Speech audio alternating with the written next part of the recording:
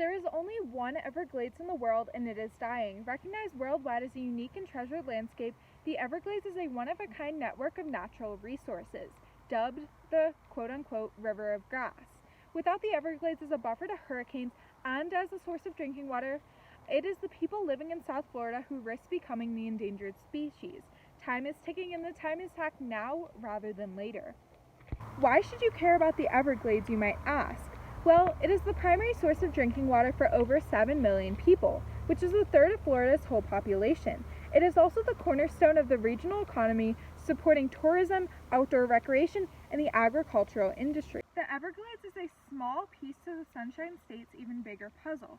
The Greater Everglades watershed, also known as the KOE or Kissimmee-Okeechobee Everglades, has been altered by human activity. At one point, it extended as a single hydraulic unit from present-day Orlando to Florida Bay. Today, the river has been shortened and channelized. According to the Heart of a Watershed lecture, Broward County, quote-unquote, said, "Drain that abominable pestilence-ridden swamp." Also, after the waterway was shortened and channelized, making it a straight, deep canal, it became oxygen-depleted, which was bad for fish and other wildlife. In the mid-1980s, scientists discovered eutrophication, the overgrowth of plant and algal species due to excess nutrients. The extra nutrients allowed nutrient-loving plants like cattails to displace sawgrass and other native species. The change in water quality also caused an increase in sledge worms. The phosphorus was entering from Lake Okeechobee. I believe that the federal government should be involved because they have the ability to sue the state for its non-action. For example, the EPA, the Environmental Protection Agency. The issue of water quality, invasive species, proper management/containment of wastewater should be addressed. My classmates and I went canoeing at Grassy Waters Preserve. This is my output journal entry for the Heart of a Watershed lecture, and it shows the historic KOE and the present-day KOE. This is my HBOI output journal entry. While at the River Woods Field Laboratory, I used a dip net to catch fish.